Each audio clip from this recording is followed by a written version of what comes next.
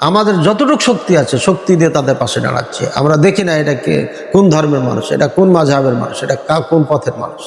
আমরা এতটুকু বুঝি, এতটুকু জানি যে আমরা বাংলাদেশি, এবং প্রত্যেকটি মানুষকে আমি এটাই বলবো যে আমরা বাংলাদেশি।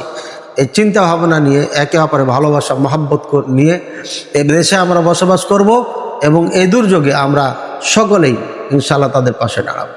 আপনারা সবাই জানেন, অবগত আছেন যে ফেনী, কুমিল্লা, নোয়াখালী, চিটাগাং, তারপরে চাঁদপুরের কিছু অংশ, লক্ষ্মীপুর ইত্যাদি, এক কথায় 12টি ডিস্ট্রিক্ট আমাদের প্রায় পানির নিচে তলিয়ে গেছে।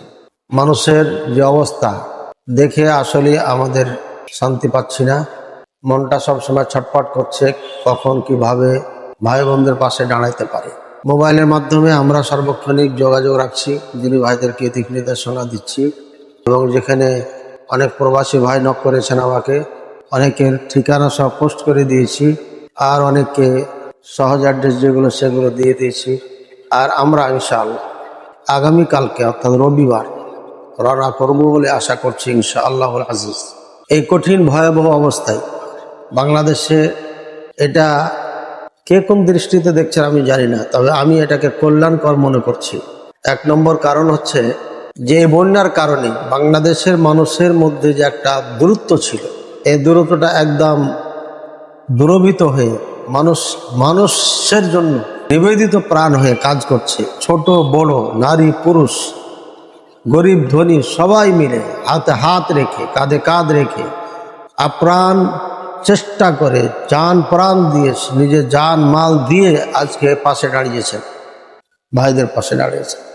এটা বিরল একটি ইতিহাস এবং সাক্ষী থাকবে পৃথিবীবাসী।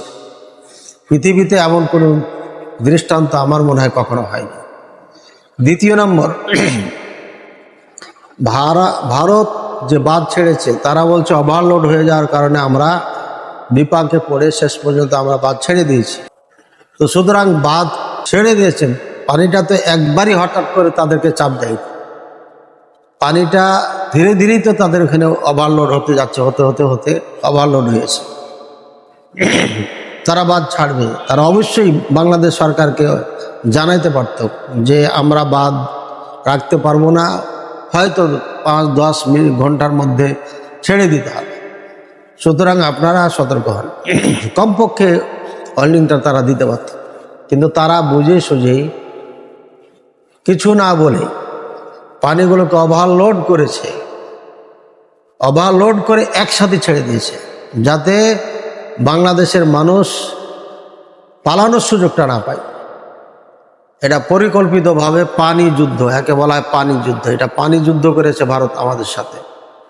এতে আমাদের স্পষ্ট হয়ে গেছে ভারত যে আমাদের বন্ধু নয়, তারা যে দুশ্মন, এবং তারা নিচু মনের মানুষ। আমি বলছি না মুসলিম সকল হিন্দুকে, বরঞ্চ কিছু হিন্দু, কিছু মানুষ তারা নিচু মনের মানুষ। তারা নিচু মনের মানুষ হওয়ার কারণে তারা প্রতিবেশী দেশের সাথে এমন আচরণ করতে পারে। নিঃসন্দেহে ইন্ডিয়ার অনেক ভাই আছেন, দিনী ভাই আছেন, আমাদের মুসলিম ভাই আছেন, তারা আমাদেরকে ভালোবাসেন মনে প্রাণে, কোনো সন্দেহ নেই। আমরাও তাদেরকে ভালোবাসি। অনেক হিন্দু ভাই আছেন যারা বাংলাদেশের সাথে আসা যাওয়া আছে, মহব্বত ভালোবাসা আছে। আসা যাওয়া নাই এমনও কোটি কোটি হিন্দু ভাই আছেন যারা এই সমস্ত ফিতনা চায় না, সবাই শান্তিতে থাকতে চায়। কিন্তু কিছু উগ্রবাদী আছে, হিন্দু ধর্মকে, সনাতন ধর্মকে কেন্দ্র করে তারা দেশের ভিতরে নৈরাজ্য চালু রেখেছে। একটা মানুষকে পিটিয়ে পিটিয়ে মারছে, মসজিদ ভাঙছে, মসজিদ ভেঙে মন্দির তৈরি করছে, গর্ভবতী মহিলার পেট চিরে বাচ্চা বের করে গুজরাটে সেই ইতিহাস সাক্ষী বহন করছে। সুতরাং এই উগ্রবাদী হিন্দু যারা রয়েছে তাদের মাধ্যমেই আজকে এই কাণ্ড ঘটেছে। নিঃসন্দেহে এটা বেইনসাফি এবং জুলুম, অন্যায়। এজন্য আল্লাহ তাআলার নিকটে আমরা বিচার দিচ্ছি, যারা আমাদেরকে পানি দিয়ে ডুবিয়ে মেরেছে, আল্লাহ তাআলা তাদের জন্য এমন শাস্তি নিযুক্ত করেন যেন তারা কখনো কল্পনা করেনি। আল্লাহুম্মা। সম্মানিত দিনী ভাই বোনেরা, বাংলাদেশি ভাই আমার বোনেরা যারা আজকে প্লাবিত হয়েছেন বা আমরা হইনি, বাংলাদেশি যারা রয়েছে তাদের প্রত্যেকেই নার্ভাস হওয়ার কিচ্ছু না, প্রত্যেকে নার্ভাস হওয়ার কিচ্ছু না। এই জন্যই যে এটাই মুসলমানদের জন্য কল্যাণকর। এক নম্বর, আমাদের একটা ইউনিটি তৈরি হয়েছে, আমরা দুশ্মনকে চিনতে পেরেছি। দ্বিতীয় নাম্বার, এখান থেকে শিক্ষা পেয়েছি আমরা, ভবিষ্যতে আমাদের প্রকৃতভাবে যদি দেশপ্রেমিক হয় নেতারা, তাহলে অবশ্যই একে প্রতিরোধ করার জন্য বিকল্প পথ বের করে আপনার বাংলাদেশকে একটি সুনামধন্য দেশে পরিণত করবে, সম্পূর্ণ দেশে পরিণত করবে এবং ইন্ডিয়ার থেকে সম্পূর্ণ চুক্তি আদান প্রদান আপনার শেষ করবে। কারণ তারা খাদ্যে ভেজাল মিশাচ্ছে, তারা পানি দিয়ে ডোবাচ্ছে, তারা রাষ্ট্রীয়ভাবে আমাদের দেশে হামলা করতে চায়, ইত্যাদি ইত্যাদি নানান ধরনের হুমকি হামকি। এবং বাংলাদেশের মধ্যে কিছু হিন্দু আছে, তারা ভারতপ্রিয়, তারাকে আইনের আওতায় আনতে হবে, সে যে ধর্মেরই হোক না।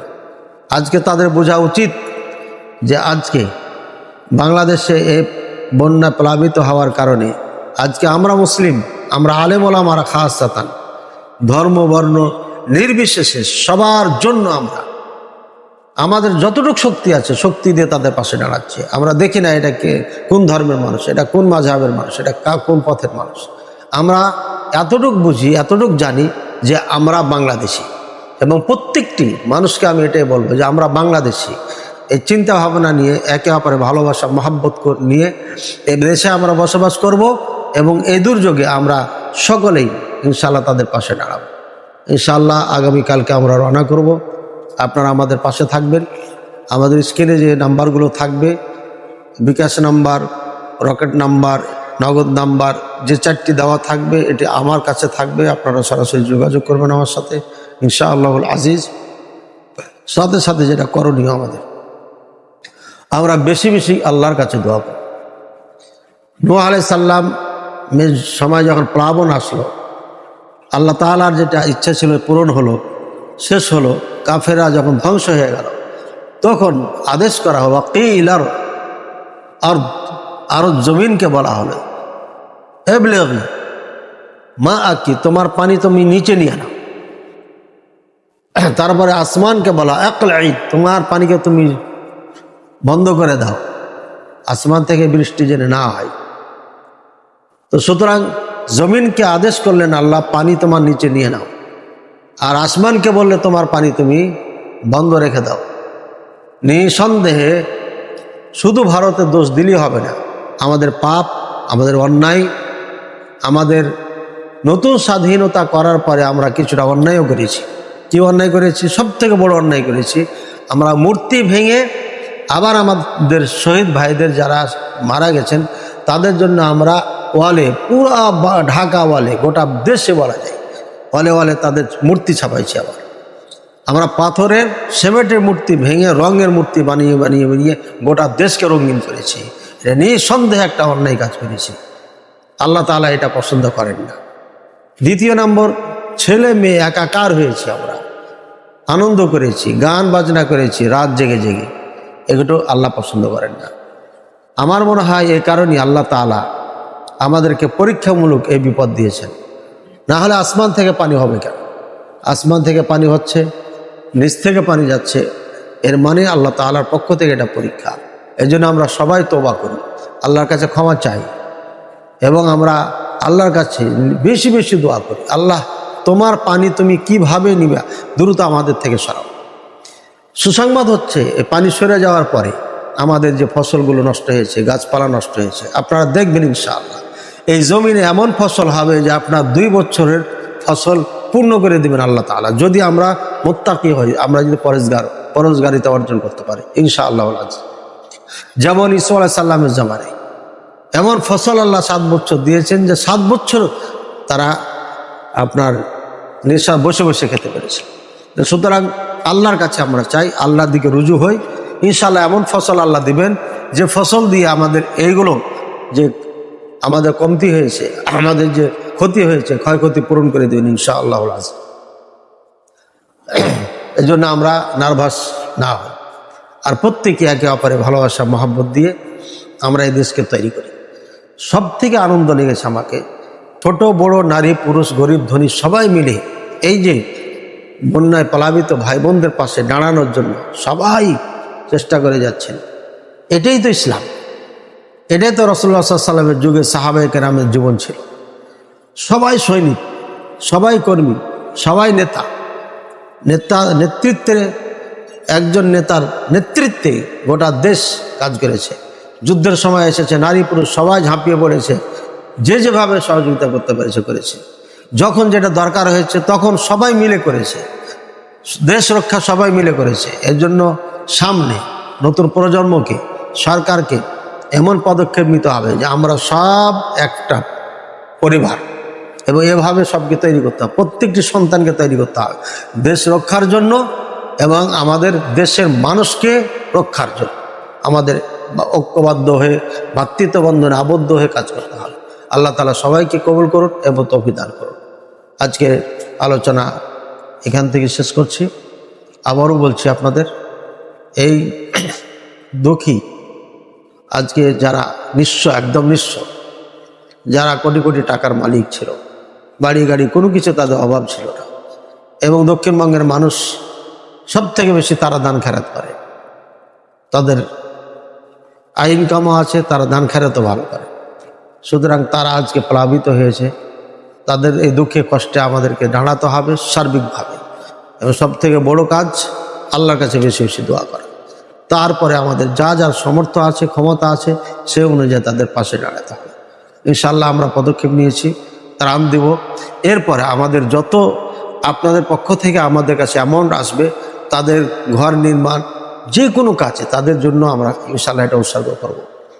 ইনশাআল্লাহ আপনাদের আমানত সেখানে পৌঁছে যাবে যথাযথ সময়ে, যথাযথ জায়গাতে। ইনশাআল্লাহ অনেক কাজ তাদের আছে সামনে, তাদের ঘর বাড়ি নির্মাণ আছে, তাদের খাওয়া দাওয়া আছে, সব কিছু আছে। আল্লাহ তাআলা যেন আমাদের সবাইকে তৌফিক দান করুন। আমাদের দারুস সুন্নাহ টিমকে আপনারা এগিয়ে নেবেন এবং একটা বৃহত্তম টিমে যেন এটা পরিণত করতে পারি। এবং আমরা এর আগেও রোহিঙ্গাদের পাশে দাঁড়িয়ে গেছি, সিলেটও দাঁড়িয়ে গেছি, যখন যেখানে বিপর্যয় হয় সেখানে আমরা দাঁড়িয়ে গেছি। আমাদের মিডিয়া দুর্বলতা থাকার কারণে, আবার মাদ্রাসা নিয়ে ব্যস্ততা থাকার কারণে আমাদের এই প্রচার প্রসারে একটু ব্যাঘাত ঘটেছে। ইনশাআল্লাহুল আজিজ আমরা সামনে আরও অ্যাক্টিভ হয়ে ইনশাআল্লাহ এই কাজগুলো করার চেষ্টা করব। আপনারা প্রত্যেকেই দারুস সুন্নাহ টিমের সাথে থাকবেন ইনশাআল্লাহ। আল্লাহ তাআলা সবাইকে তৌফিক দান করুন। আমার যে নাম্বারগুলো থাকবে স্ক্রিনে, সেগুলো যে চারটা আমার কাছে থাকবে, লাস্টে একটা হচ্ছে 10-14, আর একটা হবে 301, আর একটা 501, আর একটা হচ্ছে 80-72। এই চারটি নাম্বার আমার সাথে থাকবে, সবসময় আমাকে পাবেন ইনশাআল্লাহ। আর যদি আমরা ত্রাণ দিতে গিয়ে নাম্বার না পান, তাহলে বুঝবেন যে কারেন্ট নাই, বন্ধ হয়ে গেছে। আপনারা ইনশাআল্লাহ অনুদান পাঠাতে থাকবেন, আমরা আবার চার্জ করে সে টাকা দেখে আবার ত্রাণগুলো আমরা বিতরণ করতে থাকবো ইনশাআল্লাহ। আল্লাহ তাআলা সবাইকে তৌফিক দান করুন, সবাইকে ভালো রাখুন। কোনো প্রবাসী ভাই আপনাদের পরিবারের সাথে যোগাযোগ করতে পারছেন না, এমন হলে আমাদেরকে জানাবেন, ইনশাআল্লাহ আপনাদের সাথে যোগাযোগ করার ব্যবস্থা করব ইনশাআল্লাহ। জাযাকুমুল্লাহু খাইরান, বারাকাল্লাহু ফিকুম।